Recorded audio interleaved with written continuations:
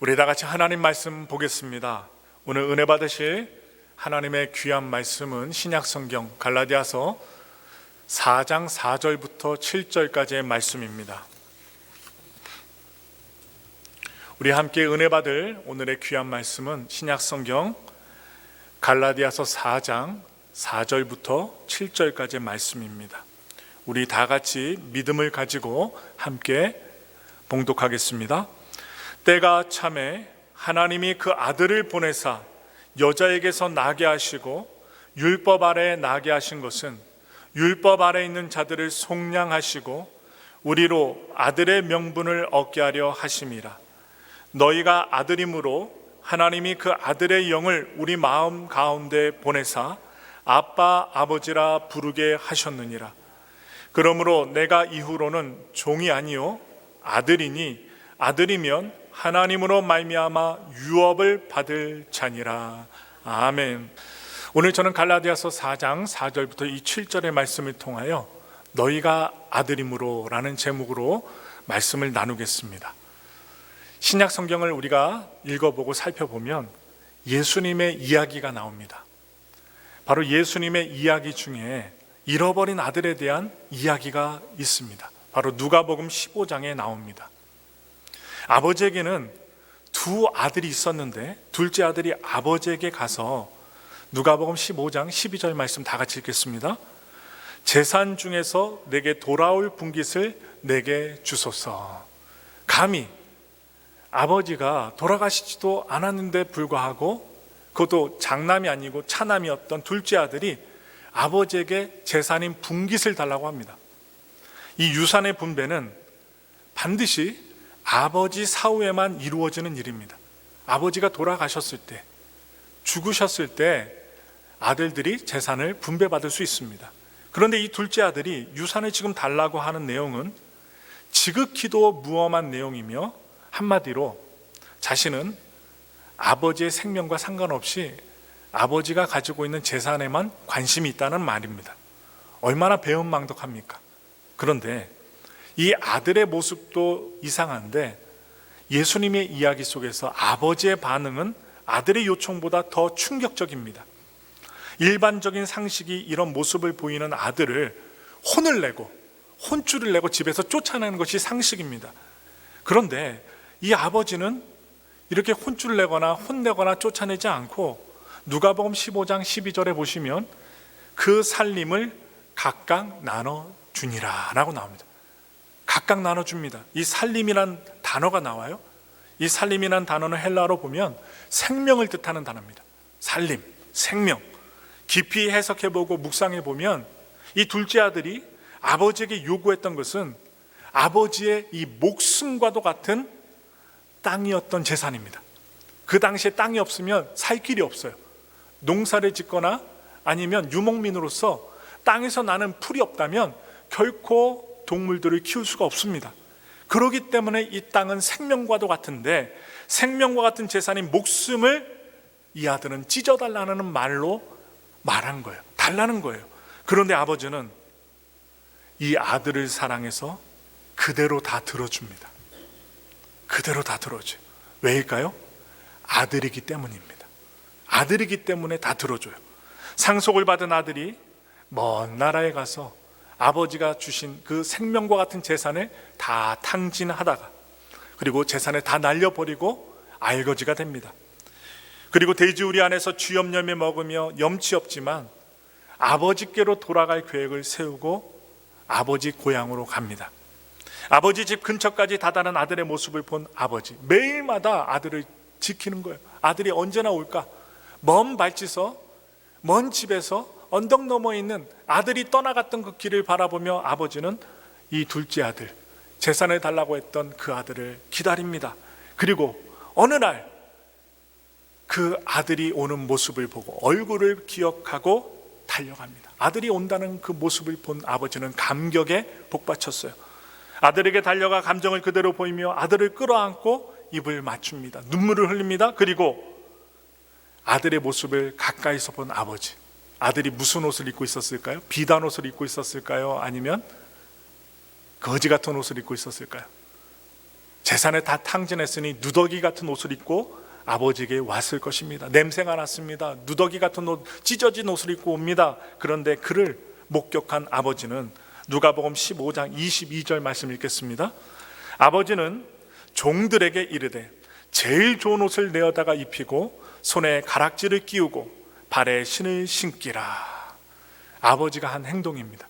즉시 누더기 같은 옷을, 냄새나는 옷을 입은 아들의 모습을 보았던 아버지는 종들에게 즉시 명령합니다.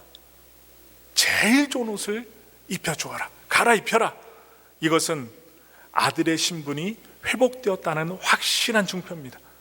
아버지의 권세로 아들의 신분을 바꿔주는 거예요. 거지 같은 인생이었는데, 죽을 인생이었는데, 굶어 죽는 인생이었는데, 재산 탕진하는 탕자였는데 아버지가 자신의 아들로 다시 복귀시켜 주는 것입니다. 아버지의 마음은 이랬을 것 같아요. 나는 내가 빚을 다 갚을 때까지 기다리지 않을 것이다. 뼈 빠지게 노역을 다하여 빚을 갚을 때까지 기다리지 않을 것이다. 내 힘으로 자격을 얻어서 이 집안에 다시 들어오는 것이 아니야. 내가 그냥 너를 받아들이는 것이다. 내 지위와 명예의 옷으로 내 헐벗은 몸과 가난과 누더기 같은 옷을 덮으련다. 아들아, 사랑한다. 이 아버지의 마음이 이 말씀 속에 담겨 있는 것 같아요. 왜입니까? 아들이기 때문입니다. 자신의 아들이기 때문입니다. 오늘 우리는 이 갈라디아서 본문에서 6절에 너희가 아들이므로라는 문구가 나와요. 이 문구를 보게 되는데 하나님께서 예수님을 보내신 이유가 바로 우리로 아들의 자격을 얻기 위해서 그 예수님 하나밖에 없는 아들을 보내셨다는 내용이 나와요. 너희가 아들이라, 너희가 아들이므로, 이 의미가 무엇인지 오늘 갈라디아서 말씀을 통해서 함께 은혜를 나누겠습니다. 우리 다 같이 갈라디아서 4장 1절부터 3절의 말씀을 다 같이 읽겠습니다. 내가 또 말하노니 유업을 이을 자가 모든 것의 주인이니 어렸을 동안에는 종과 다름이 없어서 그 아버지가 정한 때까지 후견인과 청지기 아래 있나니 이와 같이 우리도 어렸을 때 이 세상의 초등학문 아래에 있어서 종노릇 하였더니. 아멘. 지금 사도 바울은 갈라디아 교회 성도들에게 예수님을 믿기 전에 율법 아래에 있었던 그 사람들의 상태, 그 현상을 설명하고 있습니다. 지금 사도 바울이 살았던 시대는 로마 시대입니다. 바로 로마 시대에는 주인의 아들이라고 해도 그 아들이 어리다면 유산을 나눠주지 않았습니다. 아들이 성년이 되기 전까지는 반드시 교육을 하게 되는데 집안에 가정교사를 두어서 그 가정교사 지도 아래 그 아들을 교육시켰습니다. 그러므로 주인의 아들은 유업을 이을 자, 아버지의 유산을 이어받을 자이지만 아직 어리다면, 성숙하지 않았다면 유업을 아니면 아버지 재산을 상속받을 수 없었고, 또한 자기를 지도해주는 지도교사가 집안에 있잖아요. 지도교사의 말을 듣지 않으면 매를 맞아가면서 가정교사, 지도교사의 지도를 받아야 했기 때문에 어찌 보면 종이나 다름없었습니다. 상속자, 이름은 상속자고 아들이라고 명칭이 되어 있지만 성년이 될 때까지는, 성숙하기 전까지는 종과 다름이 없었습니다. 바울은 우리도 이전에는 이 주인의 아들과 같았다라고 비유적으로 말해주는 것입니다. 유대인들은 바로 율법이라는 십계명 아래에서 종노릇했고, 이방인들은 이 세상에 널리 퍼져 있는 이 초등학문 아래에서 종노릇하며 살았던 것입니다. 예수님을 믿기 전 우리들도 한번 생각해 보세요. 우리들 자신도 역시 이 세상의 가치관과 세상이 주는 이 삶의 방식을 따라 하나님의 말씀에 순종하며 사는 것이 아니라 종노릇하며 살았습니다.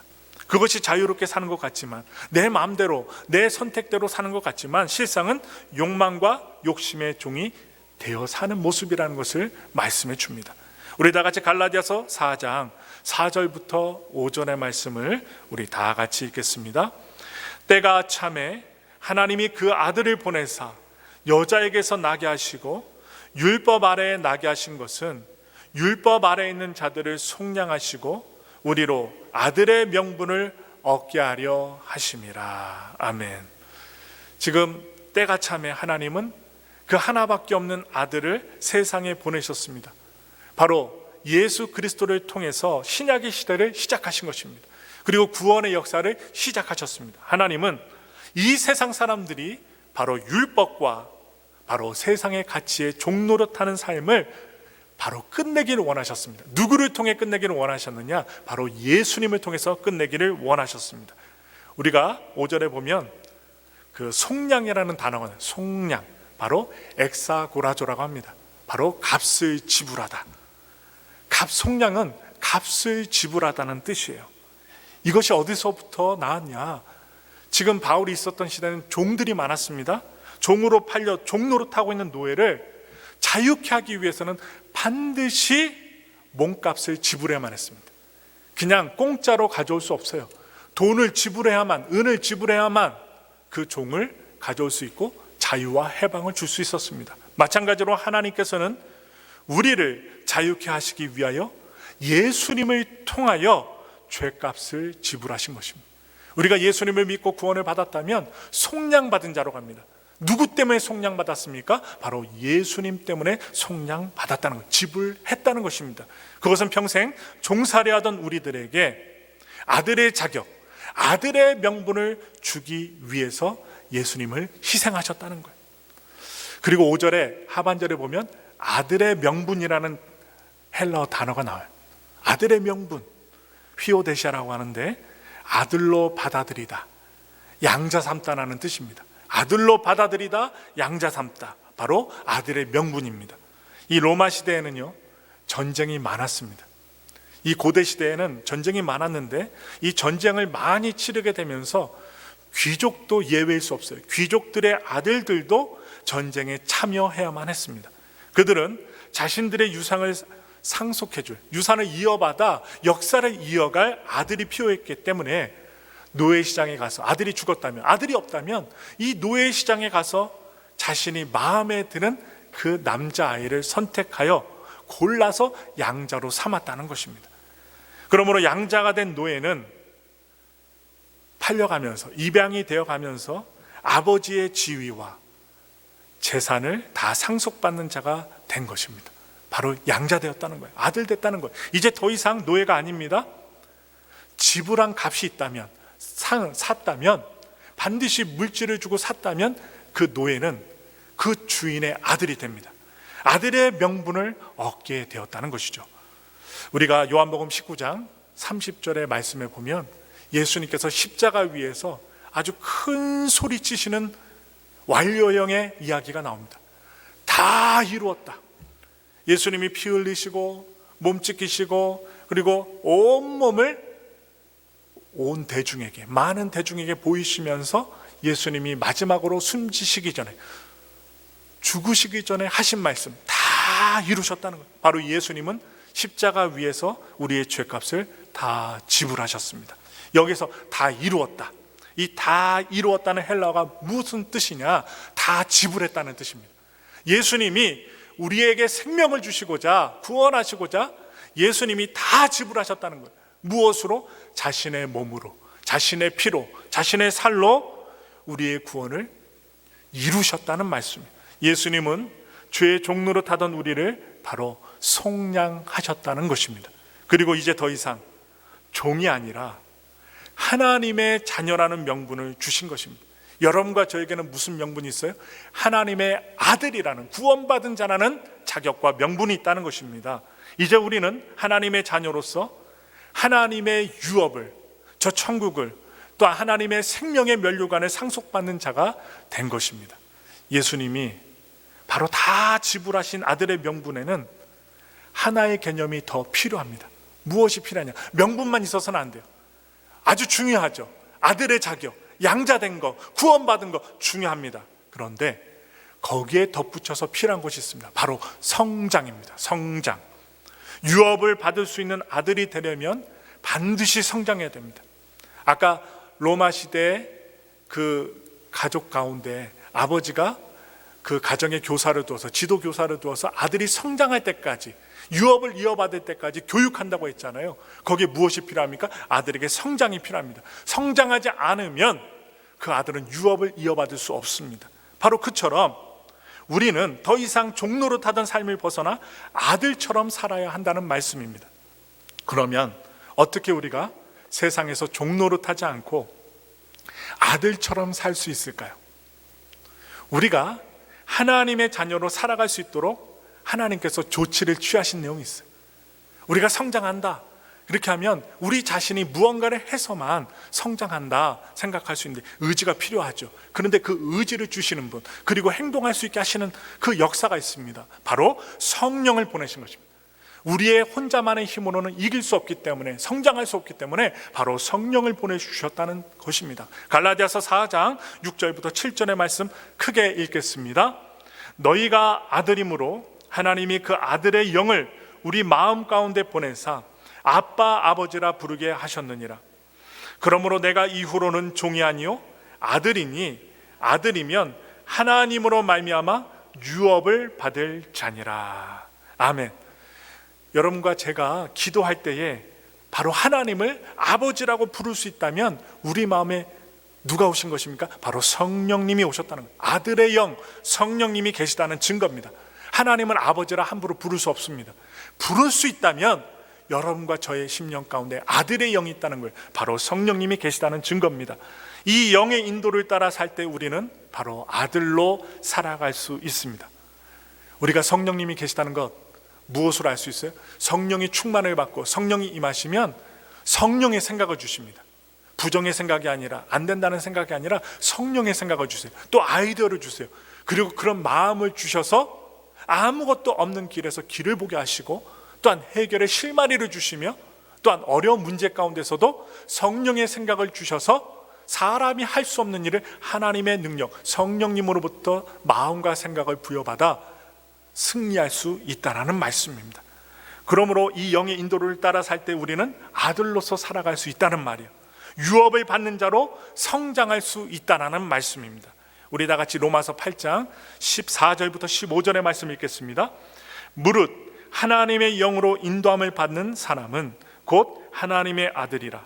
너희는 다시 무서워하는 종의 영을 받지 아니하고 양자의 영을 받았으므로 우리가 아빠 아버지라 부르짖느니라. 아멘.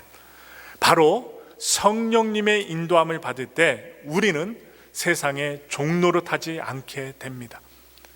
우리가 성령의 음성을 듣지 못하고 성령의 그 감동을 받지 않으면, 인도를 받지 않으면 곧바로 무슨 생각이 드느냐? 세상 생각이 들어오게 됩니다.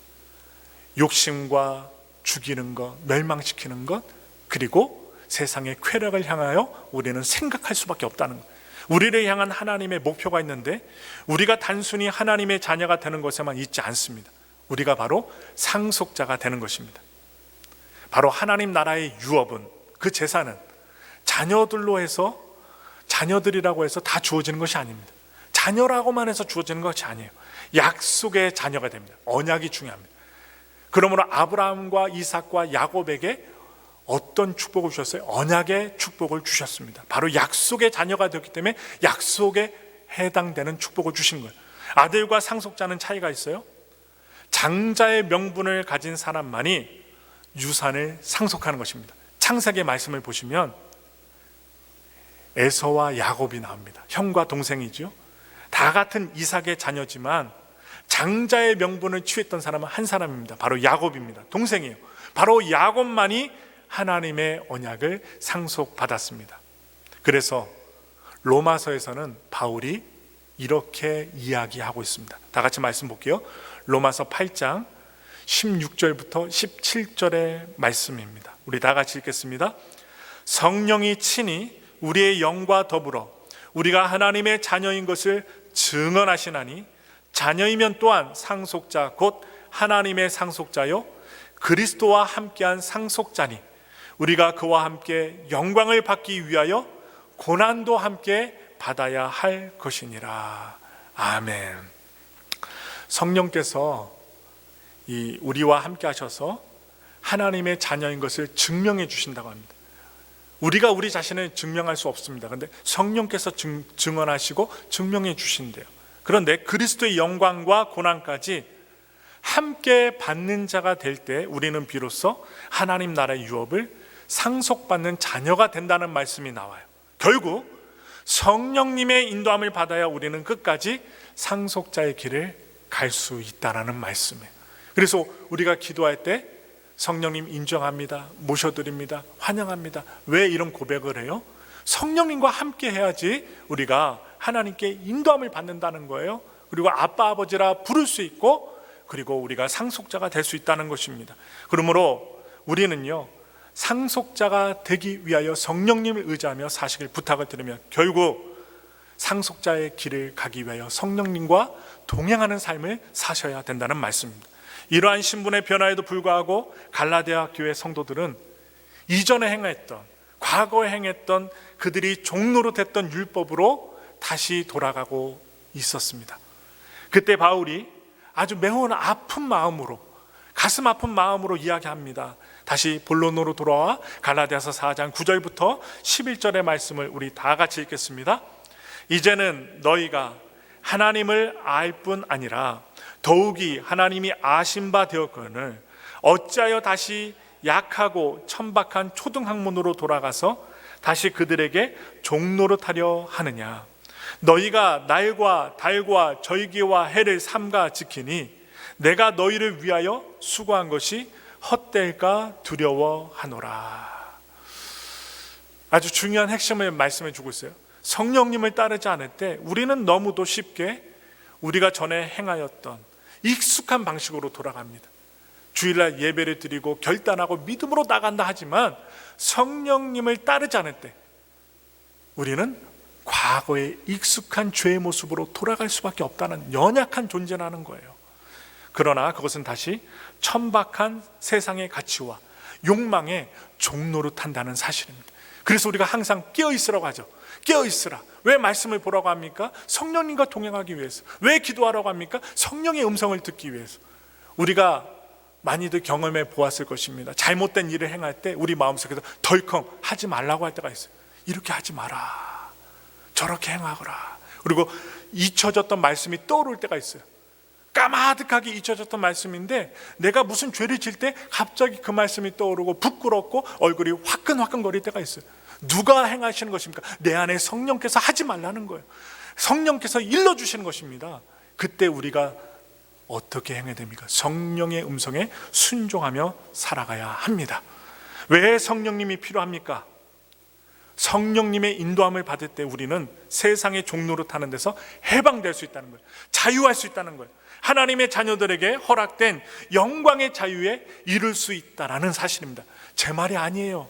하나님 말씀이 있어요. 바울이 선포했습니다. 그 말씀 보겠습니다. 고린도후서 3장 17절의 말씀입니다. 크게 읽겠습니다. 주는 영이시니 주의 영이 계신 곳에는 자유가 있느니라. 율법은요, 죄를 알게 하고 구속합니다. 그리고 죽음에 이르게 합니다. 형벌에 이르게 합니다. 그런데 주는 영이시라고 해요. 그리고 주의 영이 계신 곳에는 자유가 있답니다. 성령께서 여러분과 제 마음에 있을 때 자유함을 누릴 수가 있어요. 아까 행복이라는 찬양도 드렸지만 이 세상에 가진 것이 많다고 부자라고 행복한 것이 아닙니다. 있는 것을 족하게 여기고 또한 있는 것 가운데 하나님께 감사하고 또한 부정한 것을 보지 않고 하나님이 주신 것 가운데 작은 것에라도 감사하며 살아갈 때 그 사람에게는 희망의 씨앗, 행복의 씨앗이 싹틀 수 있다는 거예요. 하나님께서 우리에게 성령을 보내주신 것은 우리를 구속하면서 또한 결박 가운데서 해방해 주시고 율법의 구속에서 죽지 않고 자유와 해방을 주시기 위하여, 인도하시기 위하여, 자유로 인도하시기 위해서 성령님을 보내주셨다는 것입니다.